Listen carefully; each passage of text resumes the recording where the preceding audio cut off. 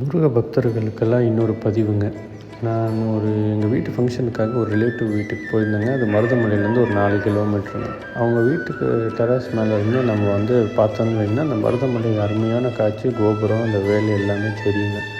எங்கள் பிளான் அன்றைக்கி மதியம் கோயிலுக்கு போயிட்டு அதுக்கப்புறம் இன்னொரு வீட்டுக்கு போகிற மாதிரிங்க. அங்கே வீட்டில் லேட் ஆகிடுச்சுங்க. அதனால் கோயில் சாத்துற டைமு 1 to 2. ஸோ அதனால் கிளம்பிட்டோங்க.